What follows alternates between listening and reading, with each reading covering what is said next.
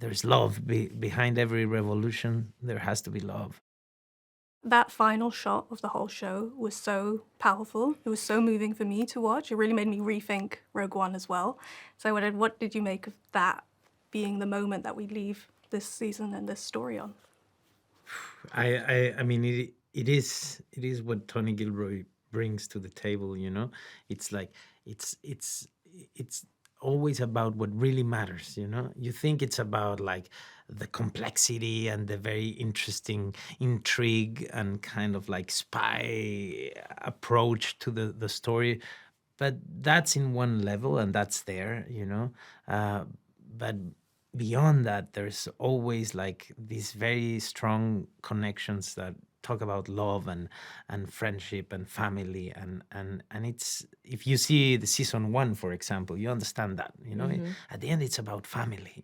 It's at the end it's about that commitment that belonging brings to life.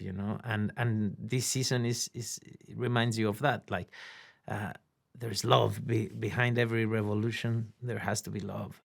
I remember the first time I sort of read it and understood sort of the arc that these two characters with their relationship they go, and then towards the end where it leaves us, and the decisions that Biggs has to make. It really broke my heart, but it also put so much into perspective and made me respect her as a character.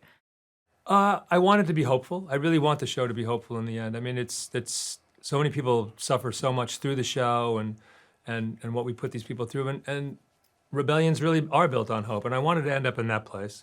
I also wanted to, on the flip side, I wanted to remind you how much Cassian Andor is sacrificing, and sort of the ultimate sacrifice. And then finally as well, I wanted to make sure that people really fully understood if they had any doubts about why Bix leaves in episode 9. Because it's a pretty complicated idea that how she's leaving and why she's leaving. And I think the final ending explains that.